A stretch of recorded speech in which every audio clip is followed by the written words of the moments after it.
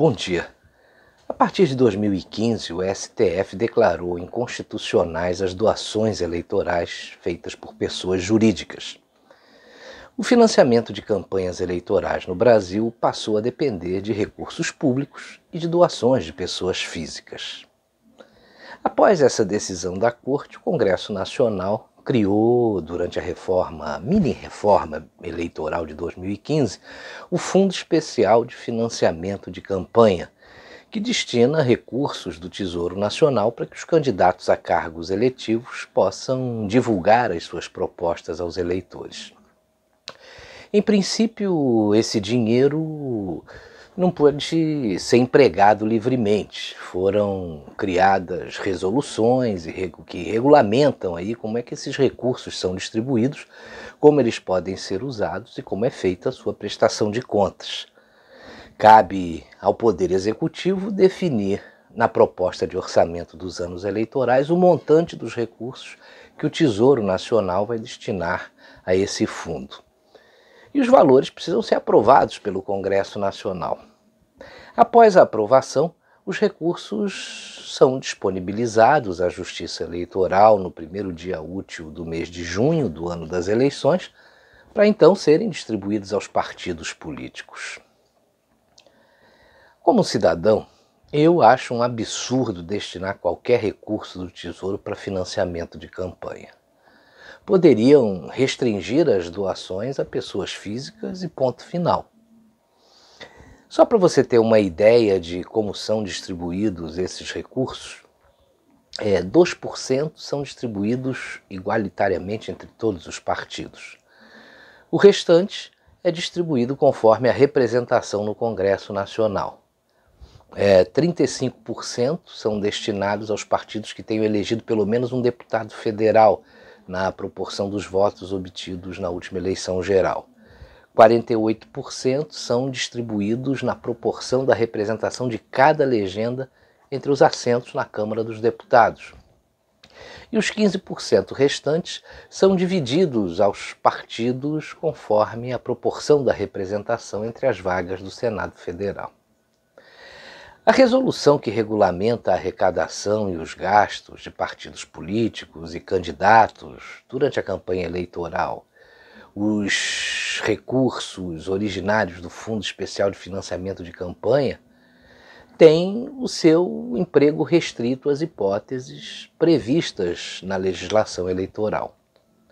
De acordo com a resolução, os recursos do Fundo Especial de Financiamento de Campanha eles podem ser aplicados, por exemplo, na confecção de material impresso para as campanhas, no aluguel de imóveis para serem usados como comitês de campanha, em despesas com transportes, correspondências, equipamentos de som, realização de eventos e na remuneração da equipe de trabalho, né? Isso aí, entre outras hipóteses que estão previstas aí na norma. Só que na última quinta-feira, dia 19 de setembro, a Câmara dos Deputados aprovou um projeto de lei ampliando as formas de utilização desse dinheiro por um Congresso que, pelo que a gente vê, não está muito preocupado com os interesses do cidadão, né? Mas apenas com os interesses pessoais de boa parte dos deputados e senadores. Raciocina comigo. Imagina que alguém pega um dinheiro que é seu, contra a sua vontade, comete um crime com esse dinheiro, um crime contra você, e se for processada, a pessoa usa esse dinheiro, o que ela pegou de você, para pagar os advogados de defesa. Já pensou? Agora imagina se ela ainda usar o seu dinheiro para pagar a multa para a justiça, caso ela seja condenada pelo crime que ela cometeu contra você, o seu dinheiro. Absurdo, né? Pois é isso que a Câmara dos Deputados aprovou quinta-feira, dia 19 de setembro. Segundo esse projeto de lei, os deputados podem usar o fundo eleitoral, que é o seu dinheiro, o meu dinheiro, para praticamente tudo, do jeito que eles quiserem, até comprar imóveis, reforma de sedes dos partidos, comprar carro, impulsionar Facebook, eles podem praticamente tudo. Eles podem cometer um crime contra a gente, que é eleitor, e usar o dinheiro para pagar os advogados de defesa e a condenação. Tá certo isso? Sério? Ainda mais num país que todo dia, todo político fica dizendo que está quebrado, que não tem dinheiro para nada, onde o desemprego só aumenta. E tem mais. Dessa vez, não tem essa do candidato não usar o dinheiro e tal. Eles arrumaram um jeito. A lei sacanamente que eles aprovaram, às 11h30 da noite, diz que se um deputado pegar o dinheiro e não quiser utilizar, o dinheiro vai para os outros, não tem opção de devolver. Então, quem não usar vai estar financiando os concorrentes, ou seja, ninguém vai querer financiar o concorrente, porque não adianta abrir mão do dinheiro, o dinheiro não volta para o povo nunca mais, perdeu o Playboy. Então é isso, meu caro. É uma farra. E as pessoas físicas agora podem doar até 10% do que elas ganham no ano para os candidatos. Já pensou na laranjada, nas brechas para corrupção? A verdade é uma só, esses caras não representam o povo, eles não estão nem aí, eles são a desgraça do povo. Indo contra tudo que o cidadão de bem quer. Ah, não pode falar? Claro que pode. Você que está assistindo aí, se fosse uma votação popular, você acha que o resultado seria esse? Alguém ia dar quase 2,5 bilhões de imposto suado. Ah, não ia mesmo. Políticos que aprovam esse tipo de coisa estão completamente fora da realidade, né? Eles vivem num mundo paralelo. E isso é um desrespeito. Isso é uma pouca vergonha. Como brasileiro, eu fico indignado. O total de recursos distribuídos entre os 33 partidos para esse ano foi de 2 bilhões e 35 milhões de reais, mais ou menos.